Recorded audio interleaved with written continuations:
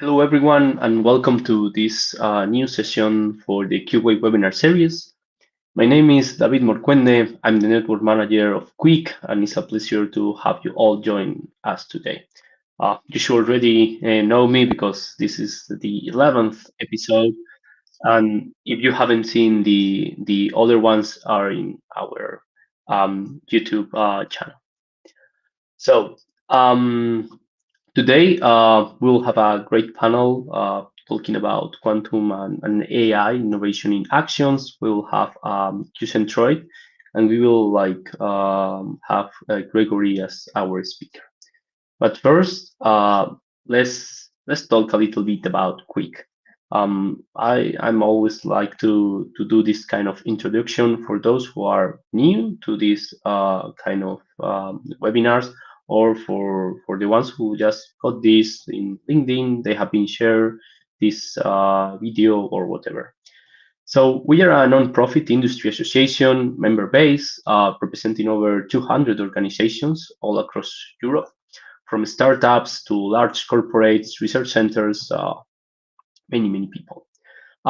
All working to develop a strong, competitive, and collaborative European quantum ecosystem. Um, Also, this webinars aims to showcase these leading players and initiatives that are driving the innovation and the adoption of the quantum technologies. So we have feature different kind of topics, and we want to all convey into one of our events. So coming up, we have QBC Summit. It's going to be on the 26th and 27th of November in Geneva, and you can register now on that website. Just a quick note, so this event is members and affiliates only. So if you are not a member or an affiliate and you want to attend, please contact QuIC or contact me. You have like my mail, LinkedIn, or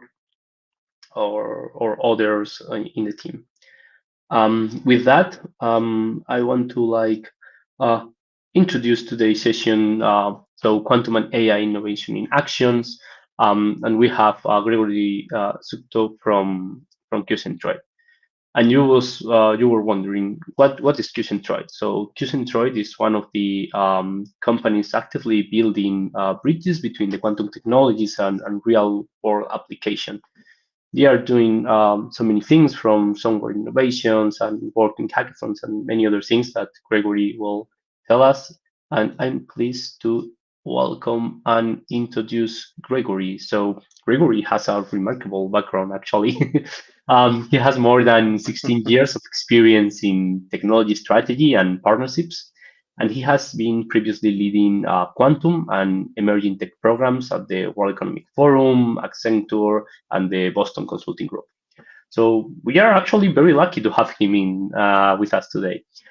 He will be sharing some things about what are they doing, not only technologically, but also about the strategy about quantum. So thank you very much, Gregory, for joining us today, and the floor is yours. Thank you, David. Quick Thank you for note having me. to put in presentation mode. Sorry. Yes. Give me a second. Can you hear it? Can you see Yeah. it? All Yeah. good? Perfect. Again, thank you for having me. It's a pleasure.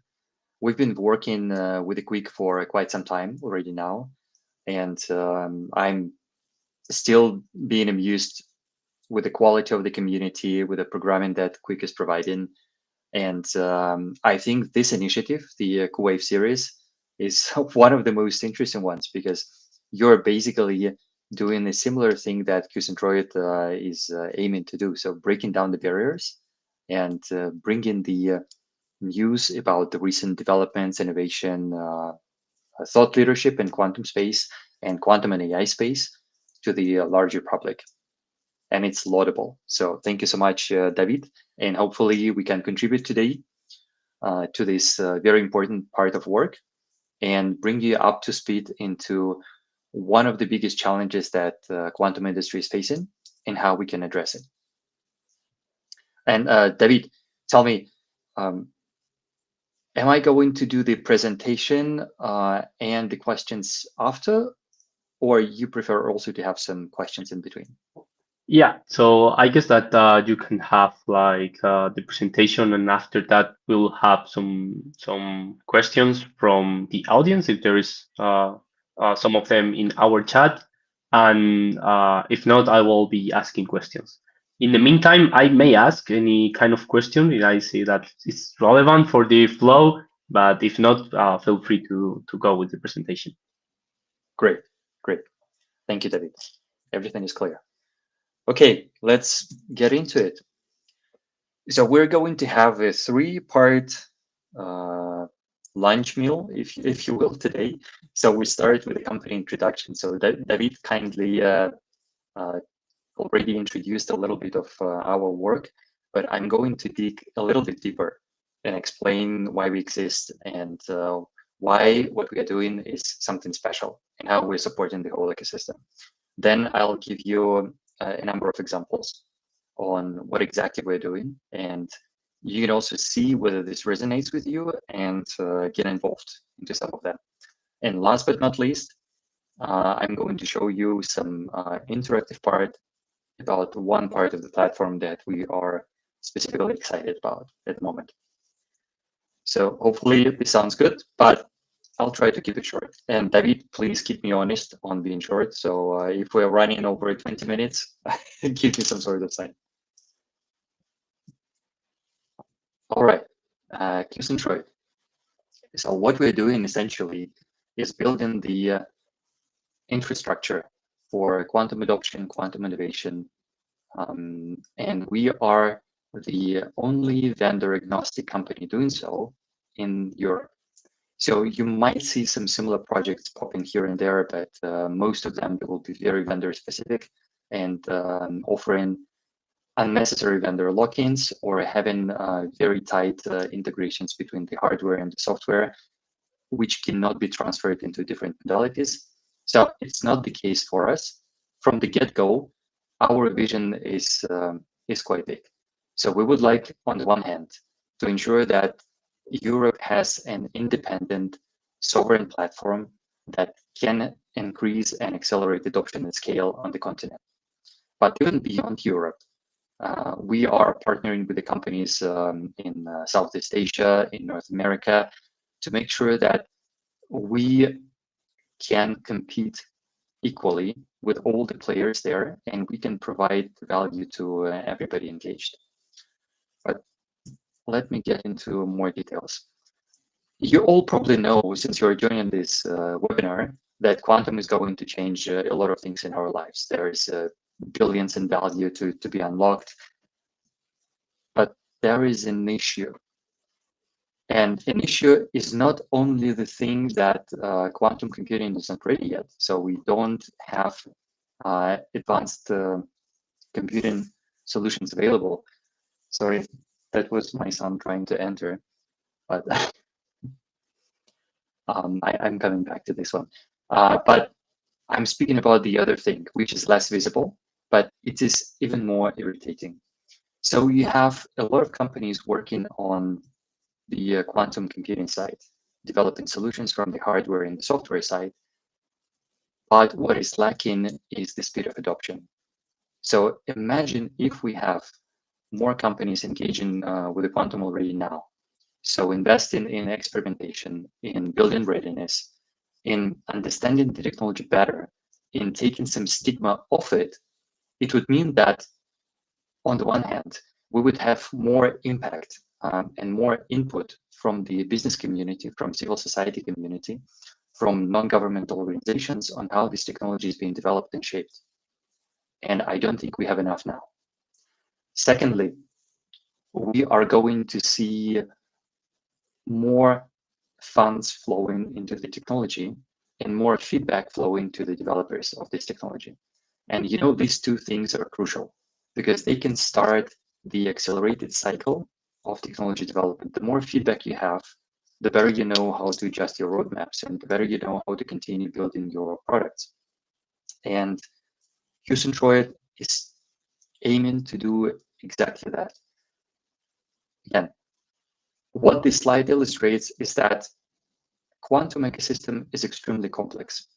If you're a new company coming to it and you're trying to understand what should be your first steps, should I start doing some proof of concept project with IBM? What would be the topic? What can quantum do for me? Should I engage now or should I wait for a couple of more years because I'm speaking to my fellow executive from another company and they just told me that they did a couple of projects with the big companies and they invested $1 million for nothing because there is no value in practical sense. Plus, if you think about the different type of providers of the solutions, there is no common stack. There is no common performance metrics. And every single provider, every single vendor is trying to highlight only the things that they're best at. So most of the solutions and most of the claims are incomparable. So there is a lot of smoke, but the technology is undoubtedly very powerful. So how do you clean up the smoke and make sure that the people can, and the companies and organizations can actually benefit from these technologies and start the adoption process? And again, one more thing that not a lot of people are speaking about is that business users are usually quite intimidated and they do not often speak to researchers and startups in the way that they should be speaking with them. So breakthrough happen, but there is no real uptake that we could have seen if there was a better collaboration between all the different actors involved in the ecosystem. So what we need is the new approach.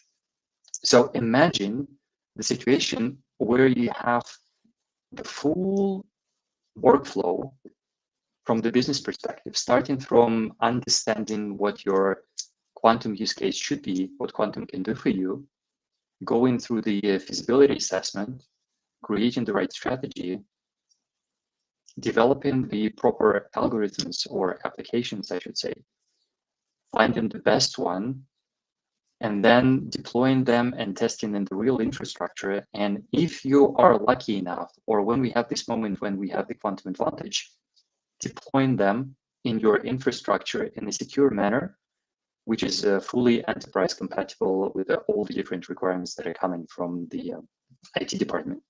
So imagine if that was the case and you could do it seamlessly without juggling 8 different platforms, manually migrating data, and relying on advisory help for many of the steps in the process. So this is exactly what we're doing with the QCentroid. So we are building the tools that are supporting you every single step along the way. So we have one part which is enhanced by AI. So it allows to break down the barriers and allows business people to get involved easier and provide the higher quality input into the research part. And for researchers, we also have the tools, which we call quantum ops, and I'm going to speak about it in a moment, which are accelerating their workflows and which are specialized, specifically developed to support the quantum application development. So given that we are offering the full lifecycle and we are covering the full lifecycle with all the tools, we are uniquely positioned to work with all ecosystem actors that we have currently on the market. So for algorithm providers, we can offer the platform as the delivery vehicle. So they can use them, they can use it, and they can bring their solutions in a much faster and easier way to their customers so that the customers can get engaged with them. For the RTO and academia and for the researchers, we allow them to accelerate their development workflow and switch seamlessly between different tools and different development environments and compare results and arrive to where they need to be faster. With the consultants and distributors in the same way, they can use the platform to enhance the delivery capabilities that they have right now, offering better experience to their customers and hopefully charging less because it costs them less to deliver the projects. For startups and scale-ups, similar as the algorithm providers. So if you're not a quantum startup, you can actually integrate quantum computation technology inside your products that you're building if your products have to do something with the computation. If you're a quantum startup, of course, you can use the platform as the distribution vehicle for your solutions. For the corporates, it's self-explanatory. It covers the full life cycle from the ideation to implementation. For the hardware providers, it's also quite interesting that we are having a number of discussions with the hardware providers who seem to be moving from the providing pure cloud access to centering their business on providing systems on-premise. And when you're providing systems on-premise, the discussion is usually, and the price tag is in millions of dollars or euros. And you really want to get that contract. So everything goes. And they realized, at least some of those providers, that if they can make sure that their hardware is coming with a way to seamlessly work on that hardware, to execute jobs, to monitor the different scenarios, and it allows the seamless access and usage by the customers of the hardware that they're selling, then it means that they are getting the competitive edge over some other provider who is competing with them. And that's why we're having a lot of discussions with the hardware providers on how our solution can be bundled with their hardware and sold on premise. And you should probably realize that if we are working with a full ecosystem, the best representation of the ecosystem is probably industrial hubs or quantum computing hubs. And this is where our solution absolutely shines, because we can use all the tools that we have in our arsenal to deliver the value to all the different actors involved in the quantum hubs. But we're going to speak about it when we come to the example. So how do we do it? I would say that we have two secret weapons under our belt, among many other things. And the first one is that we are building specifically for the quantum age. So we realized that the workflows when it comes to developing quantum applications or hybrid applications for the same matter, they differ from what we already have when developing classical applications or even AI applications. And we already saw it play out in the AI field. So we had DevOps tools before, but when AI came with the new workflow, we saw the emergence of the machine learning ops tools. So the solutions from the Databricks or the Taiko, for instance, or a data robot. And what is going to happen, and we are quite sure about it, is that if you really want to use quantum applications or hybrid applications efficiently, you will have to use the specialized quantum ops solutions for that. And we are here to provide them. And secondly, when it comes to business engagement, we're lucky to live in the AI era at the moment. And this part would not have been possible even 1 year ago, because AI models, AI agents, they were not as mature as they are now. So at the moment, what we are able to do, and I'm going to show it to you later, is that we can create AI enhanced experience that allows to complement business users for the lack of quantum knowledge, so they can start cooperation and collaboration with the research teams, with the outside partners, with the vendors, almost on par. So let me explain. So we allow companies to find and create a very specialized use case specifically for their company, specifically for the challenges that they face, and do not work with the boilerplate solutions that you still need to figure out with the multiple workshops on how to work with. And the best part is that you can validate all of your ideas immediately. So you can run a feasibility study, which is using our proprietary set of AI agents. So there is a whole fleet or working on the back end, checking many different sources, speaking to each other, only to tell you whether the use case is feasible and you should actually spend time on it. And if it's not feasible, if it's some wishful thinking coming from AI, or you have your own idea of a use case and you want to test it, it will tell you if it's not going to work in the anywhere in the near future. And once you have the idea that you already know that is going to work and is feasible and they make sense, you can actually have a portfolio view. So you look at many of those different ideas, and let's say in the company you have a budget only to pursue one or two of them. So somehow you have to choose among all those beautiful options that you have. So we are providing you tools to do exactly that. And once you specify which ones do you want to proceed with, you can also estimate operational costs for running the program with these specific use cases and these specific algorithms behind that, knowing the vendors that you want to engage with. So how much it will cost you to pay for the compute time for these POCs. All right, enough about the theory. So how it's working in practice. This is our favorite case. I think everybody who knows QCentroid knows about our special relationship with Moody's, but still I'm going to speak about it.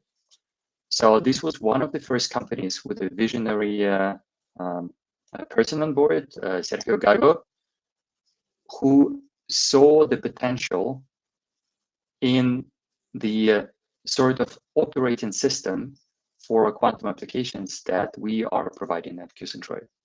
So what we're doing with the Moody's, and we're still continuing, is that the idea was, so Moody's is a financial services provider.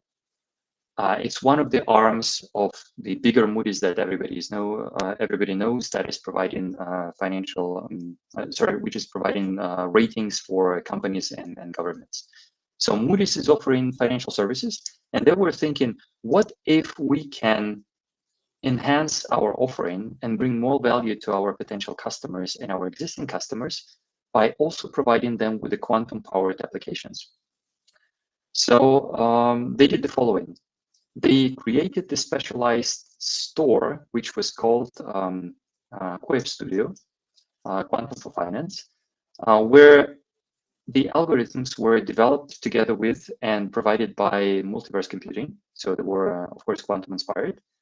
And those algorithms could be accessed and used via underlying QCentroid platform. So any organization which is the existing customer of Moody's can access the algorithm, try it out, and if they like the result, they can even integrate it in their infrastructure. So for instance, you're an insurance company and you have the SAP system working at the back end. And you know that there is one thing that quantum potentially can do very well for you, but you don't want to change any interfaces. So what you will do is that you will actually use our platform to plug in through the external API endpoint the quantum solution that is going to be computed on the right backend, and then the result will be returned inside your SAP system, hopefully in a much faster way or with a higher quality. And you will not see any changes happening from the SAP perspective, except for the fact that on the backend, there was another system feeding the result into the system that you're working with. Wow, so you actually went further away. So not only doing the actual quantum ops, but one step further, doing like the full integration with the others, right? Yes, it is absolutely possible to do the full integration of any quantum or hybrid or classical applications from the platform to another information systems or another infrastructure. However, we know that these use cases are extremely rare, just because it's very, very hard to come up with the actual practical significance of the quantum powered applications at the moment. But it's feasible. Okay. So in a similar way, we're working with Renfe, which is the not only the national Spanish train company, but it's also one of the, I think, 3 main manufacturers of the high-speed trains in the world. So, you know, Bombardier, you know, now Renfe, you know, Alstom, and they would cover probably the whole spectrum of high-speed trains that you will see in the world. So they have the same idea. What if we can have a place where we can have specialized applications for the transport sector, and we can allow access to our subcontractors, our partners, and of course to our internal departments to this platform, so that we can start getting quantum ready and understand how quantum can play a role with the different types of applications inside the RENT ecosystem. Let's switch gears. Given the platform functionality and given our desire and our vision to help bring down the barriers for quantum adoption, we are heavy supporters of hackathons. And we started doing that last year with the GenQ hackathon together with the QuIC Ventures. And oh my gosh, that was such an amazing experience. So what we realized is that hackathons is a really good way not only to get the feedback on the product, but also to surface new potential ideas and the applications that can be further turned into viable businesses and can further turn into viable use cases that can be used as the success stories and shown to the outside companies to bring even more actors and players inside the ecosystem, because they see what is possible. And the more successful collaborations and use cases being created during the hackathons, together with the sponsors, of course, the better for the whole ecosystem. Plus, of course, for the students who are taking part in the hackathons, it's the ability to showcase what they're capable of, and also probably find a good internship in one of the companies and create their own impression about products and about potential employers that they would like to join inside the quantum ecosystem. That's something that I have prepared for some of the questions that are coming to the Q&A. Perfect. I'm happy to speak about it more. Right now, we are continuing in our second year collaboration with the QuIC Ventures, and what we have at the moment is the Quantum World Tour. So last year we only did it in Calgary. This year we're doing it in Calgary, in Geneva, just the last week, and in Singapore this week, if I'm not mistaken. Yes, I think it should be this week starting today. Yeah. So the idea is that in every of those locations, Singapore hackathons are acting as the spark to ignite the ecosystem and start the creative juices flowing, different actors collaborating, and also, of course, it's a good for to get public attention and to get the attention from the authorities as well. So something is happening, we're starting, let's get engaged. So hackathons are great. And of course, good luck to all the teams in Singapore right now working on the financial use cases with all the beautiful sponsors we have in there.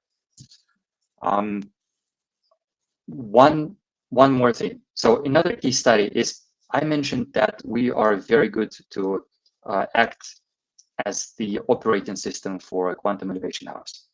So one such example is the innovation hub in the Biscaya country, which is at the north of Spain. In our perspective, it's one of the most interesting hubs that exist in Europe at the moment. And the reason for that is, look, we have 14 different hardware providers participating in that ecosystem, offering their hardware access to the companies who would like to get engaged. We at QCentroid are facilitating that access to all these 14 systems, working with different modalities. Also, there is a lot of corporates. So for now, already 10 companies signed to sponsor different use cases and participate in joint development together with the infrastructure providers and quantum use cases, which can then be used to create public and private showcases that can bring even more companies on board, because they see that, okay, if my competitor in my industry is already engaged in that, and they already know what's going on, and they spend time learning the technology, so they already know what questions to ask, where the limitations are, and what to expect, then it means I'm at disadvantage. So it means that I should get engaged as well. So quantum ecosystems, quantum innovation hubs is an amazing place to start for almost any company who would like to get engaged in quantum. And of course, it is very likely that QCentroid platform will be there to facilitate the engagement with the showcases and everything, removing the barrier for you to understand what's going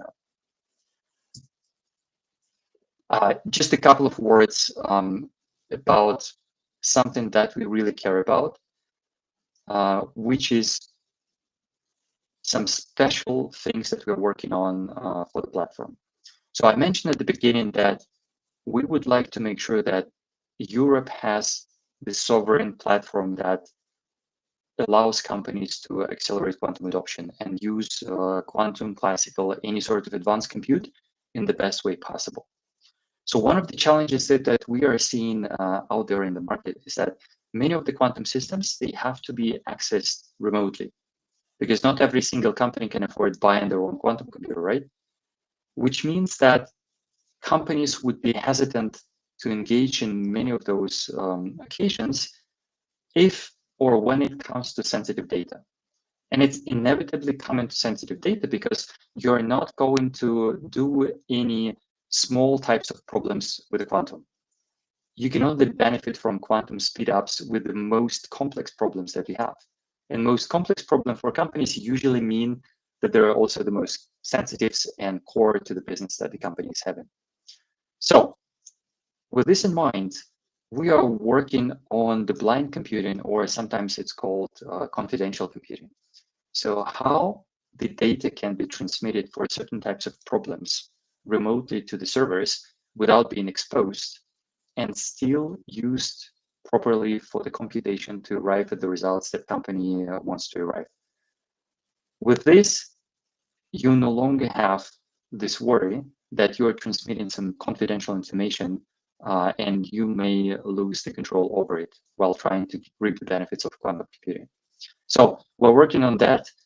Plus, there's a million of small quality of life improvements on the platform, starting from the synthetic data.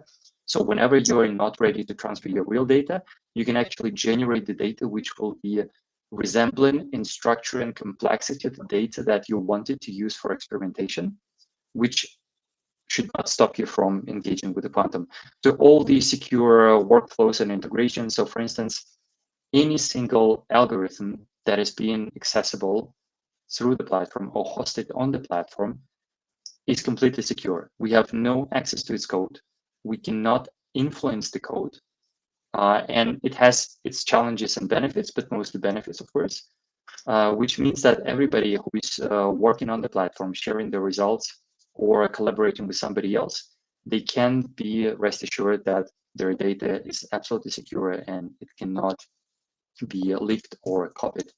And last but not least, so from the get-go, we made a strategic decision at the company that we are not going to develop competitive algorithms.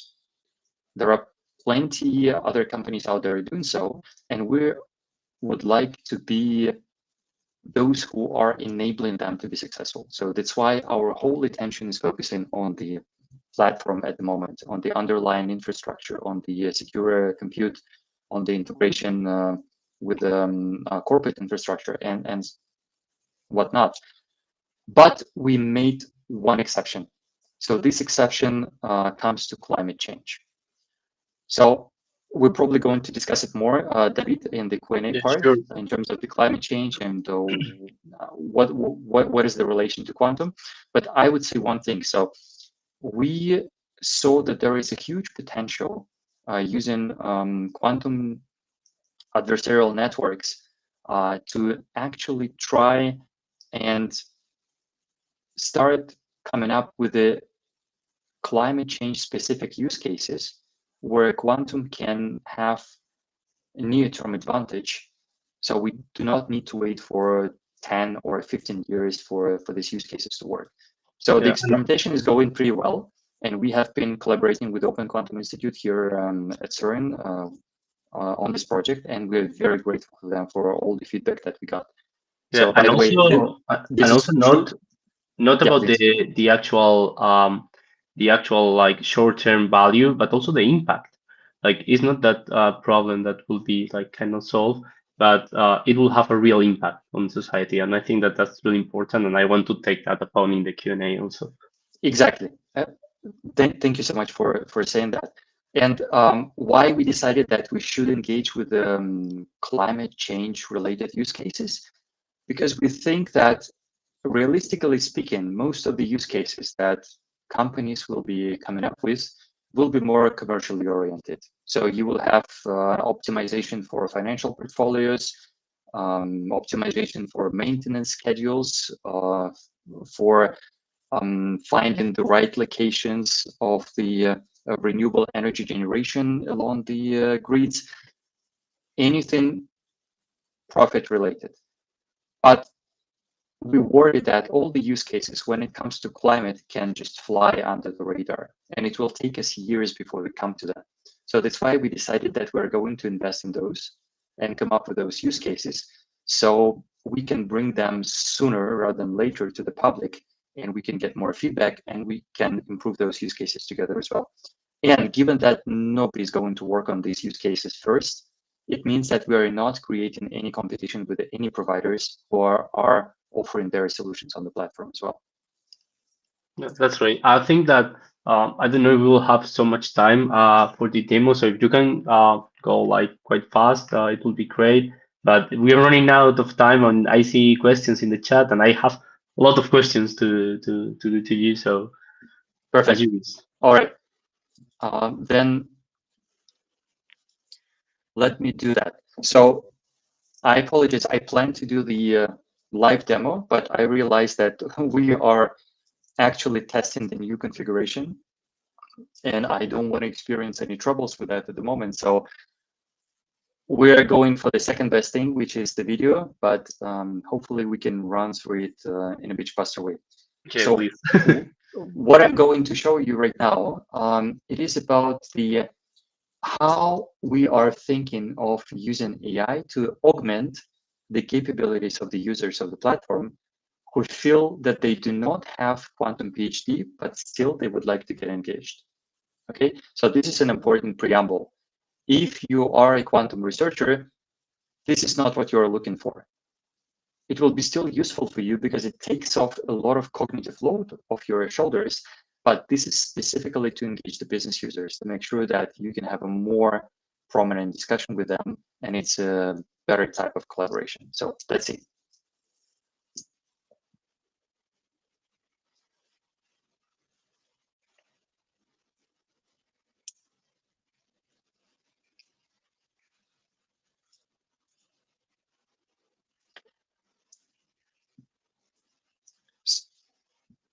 So first of all, you can chat in a natural language with within the platform, and you will be guided with the different questions to get the use cases that are actually extremely specialized to whatever you want to do. So it's not only I want to do the portfolio modeling. It will ask you, what are your objectives with the portfolio modeling? So what are you optimizing for? What are your limitations? What exactly do you want to achieve? Why current tools are not working for you? Then the deep research part is the part where you can get the opinion on whether the use case is feasible. So you will have the report which explains why it's feasible or why it's not feasible, with the citations coming to the archive or any white papers that you can check yourself. And when you are done formulating the research and the use cases, you can also facilitate your job and have the first draft of the business description. So basically the business statement of the problem that you're trying to solve, already knowing that is quantum feasible. And with those business descriptions, you can create ready-made materials, for instance, PDF files, that you can start sharing either with your management if you want to have a budget for the use case, or with the vendor or with the research department, and they will get already the high quality input that is quantum feasible and that they can take forward and work on that input. What's more, we're further working on the next steps in that process. So right now, what you can see on the screen is that we can start providing you the first analysis of what types of quantum algorithms and what types of quantum computing hardware modalities would be applicable to your use case that you would like to use. Wow, that's And actually. this is narrows down, and sorry, I will start, or sorry, stop sharing now. And this will help you to understand what should be the right next steps that you will be taking as a company. So you would like to take this forward. So which vendors you should be speaking with, what should be the baseline for the algorithms that you want to use, and etc. And of course, we're working on the next steps, but I will save it for now. Yeah, so that's actually amazing, and I want to like introduce the Q&A. So again, feel free to post your questions in the chat or in the comments if you are in LinkedIn. And following up with what you said, and I agree that for the vast majority of companies and people, they won't have to buy one of the quantum computers. They will have to access them using cloud. And you have showcased that really clear that the platform and with the quantum ops that you have, it will be easy for the people to do so. But elaborating on this, and you have said that the QCentroid like help the companies to use the tools, help different organizations to do more with the quantum or the hybrid approaches that they have. So actually, how are you helping these people, or maybe the people who like have less knowledge about the quantum, they are not experts. How are you leveraging this within the companies? Like the use cases, the access to the different computing, different computers that you said, and that kind of things. Like, how is QCentroid doing that? That's $1 million question, David. I mean, if somebody on the market knew exactly the right answer to this, so hopefully we then would see a much better development of the tech at the moment. So we have a couple of tricks up our sleeves.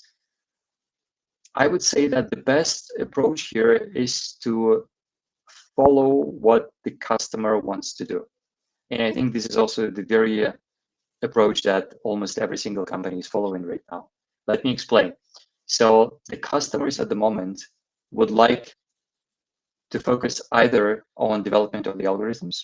So this is the probably request number one, or education of their executives and bringing the awareness level inside the company. So that's request number two.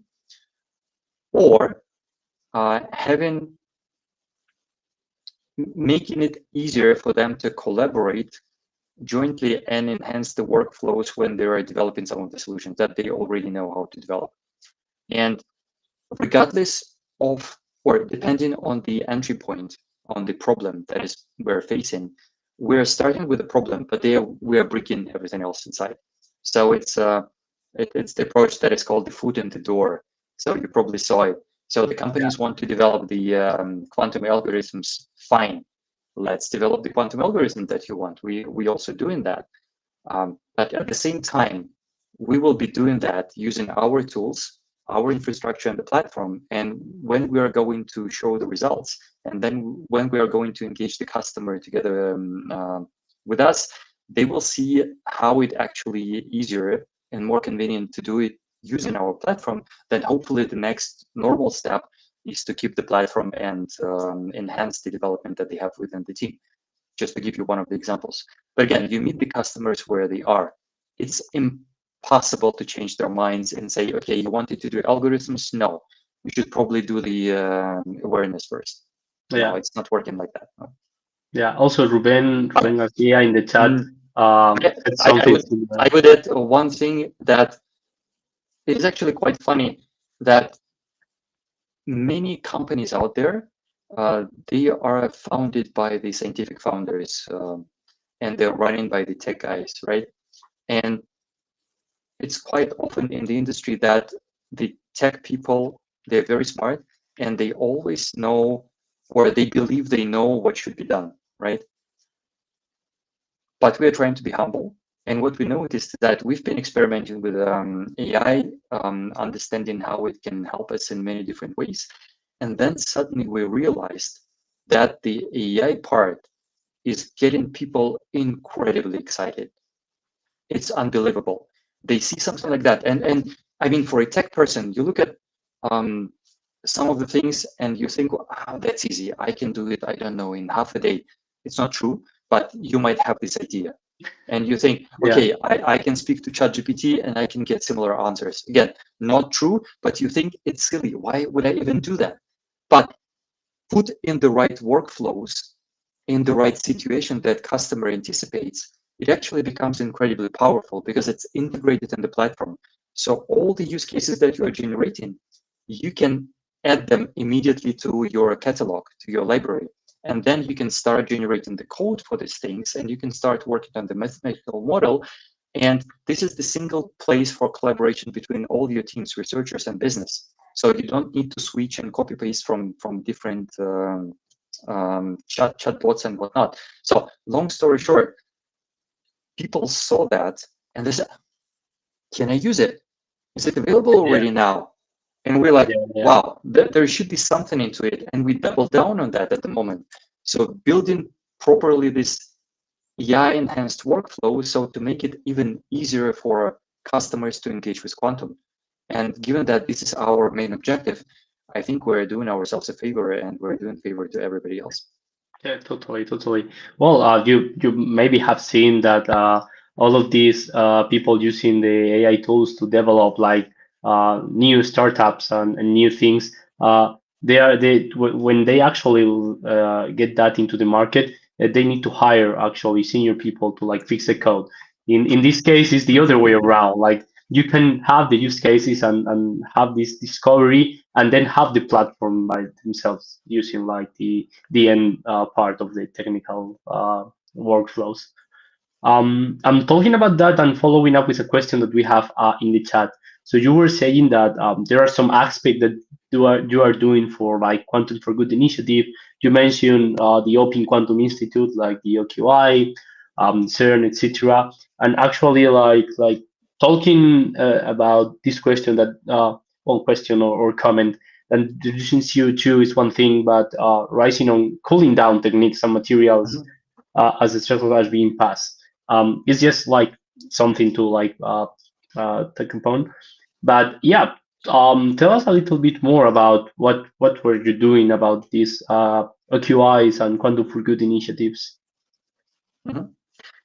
So speaking about Quantum for Good, it's a more general topic. So I apologize if I'm not going to answer directly about the cooling No, down techniques. it was a comment more than a question, but I want to Yes, also yeah. like Mhm. having you the sense. The Quantum for Good. So what it means is that essentially there is a natural interplay between quantum and AI.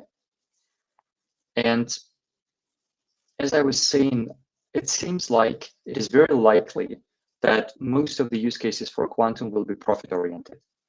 And Quantum for Good is the initiative which is trying to push the use cases without the immediate value for somebody who is developing the use case, but with a lot of public externalities.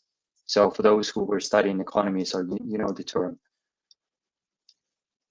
So OQI is helping with those use cases. And of course, that's why we were working with the OQI, because we also believe in what needs to be done. And speaking about Quantum for Good, I would specifically focus on the energy efficiency. So there is a lack of clarity on the quantum space, whether quantum hardware is going to be more or less energy efficient. There is not a lot of research on that area. It exists, and the outcomes are very quantum modality dependent. So for instance, superconducting qubits that we all love, they are the most power hungry. So they consume quite a lot of energy. On the other hand, there are other modalities which will be up to 1,000 less energy intensive, which means that they can be great. But even those which are very power hungry, so if we, for instance, look at the IBM system at the moment, and we extrapolate the amount of logical qubits that they have right now to the amount of energy that they are supposedly consuming, because there's not a lot of open data on that, then we will still see that by the moment when we get to the production grade quantum computers, they will still consume less than the most efficient data centers. So there is a hope that we can outsource some of the most intensive computations from the GPUs and classical compute to the quantum, creating hybrid workflows. And this will also lower our overall energy consumption in the digital and hybrid quantum infrastructure. What I also wanted to say, quantum for good. We need more participants in this technology and this industry. In one of the events, I think it was the QuIC Summit, which was organized in Amsterdam, not this year, but the year before. So there was a speaker from one of the NGOs, I forgot which one, and they usually deal with the situations of humanitarian crisis. And now they are investing in educating policymakers on what quantum can do and how to bring quantum to underserved geographies. And I found this extremely exciting, because this is what many organizations should be doing. And JESDA, by the way, and the Open Quantum Institute, they also have these initiatives, which is the quantum diplomacy game, which is the simulation of a situation when you are working for the government, and then you suddenly realize, for instance, that the adversary government has the breakthrough in the quantum computing. So what will happen to your communications, how you should react to it, how you should foster the development of different technologies. And I think we need more engagement like this from the civil society, from NGOs, from people who are very, very far from the tech. Because honestly, I don't think we should give our fate in the hands of only tech people. With all due respect to all tech people, I love them insanely. But we need to have more opinions on board, because only with the more opinions, we can get to a consensus that will make sure that the technology is bringing more value to our society than harm. No, totally agree. Like, I'm happy that you mentioned Q Expo, that is the event that you attend. Yes, exactly. Yeah, we have been doing so for 2 years in a row in Amsterdam. We will have a next edition next year. After QVC Summit, I guess that we will be sharing more information. But the other things that you have said, totally agree. We need more people. Like technical people is important, but there are also several other realms that we have to take. Also with QI and yes, that with the different SDGs that they are working for, like use cases for those SDGs. And QuIC, myself, I'm involved in that last week at the just the summit. And of course about the quantum diplomacy, well, the diplomacy case, sorry, I believe that they have released a white paper. I don't know if it was yesterday or today. I have just read a post about that. So Probably. if you want to, like, I'm talking about the audience, if you want to know more, look for that. It's out there. But talking about these new profiles or different people, and talking about hackathons, that by the way, I'm a truly believer and lover about the hackathons. I'm organizing one here in Madrid, and I have been attended to several of them. Can you talk us a little bit more about what is your role within these hackathons? How are you, like, getting these students and I guess also large companies together? And how do you, like, extract talent, or how do you liaise with these students?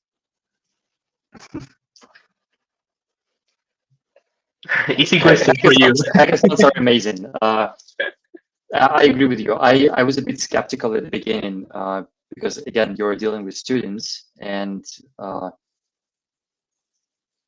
you might be thinking of, okay, we should be better off investing our time in the more profitable engagements per se. But it turns out to be absolutely otherwise, because there is incredible tons of energy when you just walk into the room and you see all these bright young minds wanting to engage in something. So to me,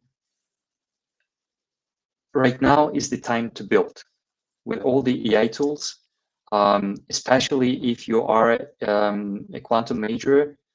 It's incredible. Your skills are so rare at the moment that your chances of building a successful company, of being selected by a successful startup, are so much higher in comparison to everything that's happening in AI right now.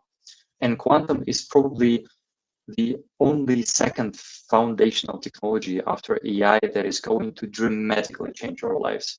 But I'm not going into details there, we don't have time, but we in quantum right now, probably 10 or 15 years back where AI was. And it means that right now, if you know where AI is at the moment and all the hype and everything, so you can be at the beginning of this movement and you can build something great. And I can understand all the desire from these people coming to the hackathons. For us, we are providing the infrastructure for them to code. So we have a special environment for coding, which scales the workloads to the cloud and allows them to go beyond the limitations of the notebooks and laptops, and basically execute their projects in the cloud immediately. But then, of course, we're using the platform because of our incredible benchmarking features and capacities as well, because we are capable of showing you the results of the quantum applications in a way that a normal person would want them to see. Not in terms of, I don't know, what was my runtime or the 2-qubit gate fidelity or something like that. No, we're telling you this was the cost for running this application. That was the result of the objective function, so how good the answer is. And this is how fast it was. And of course, you can pick 2 out of the 3. You cannot be best at everything. And you can decide, okay, which one is the clear winner. And I mean, from our team, it's Antonio Perez and Alberto, the 2 co-founders, who are in charge of this initiative, and they're directly interacting with the students. So first, we get all the feedback on what the students love and hate about the platform, how we can improve. And also, it feels just good to give back to society, to give back to those groups. And it's, I mean, they're not sleeping for days, because it's usually a couple of sleepless nights. Yeah. But they are so happy afterwards, and they're giving back and helping those students to excel with advice on how to make things work better and in a more optimized way. So I totally invite all the companies out there who is still not part in the hackathons to please do take part, sponsor the use cases, because you're not only going to get the great use case, you're also going to get the passionate users of your hardware or your solutions, wherever they are. Yeah, that's actually amazing. And unfortunately, we have run out of time. There are some questions in the chat that we will try to address. But anyways, Gregory, thank you so much for this inspiration conversation. I think that you have touched like many key themes that the people were expecting, like the quantum ecosystem, the cross-disciplinary innovation, sustainability. So thank you so much. I'm gonna also change the slide, so I want to do like a little bit of promo. Like this webinar will remain available in the QuIC YouTube channel, so feel free to like share it to the colleagues, to your network, or whoever you want. You can also follow us on LinkedIn, follow QCentroid also, and Gregory in LinkedIn. Um, and like this video, subscribe to this YouTube channel. It really helps. And once again, Gregory, thank you, and thank you for joining us. And also thank you to the viewers and for joining us. And have a great day, and see you in the next QWave edition. Thank you so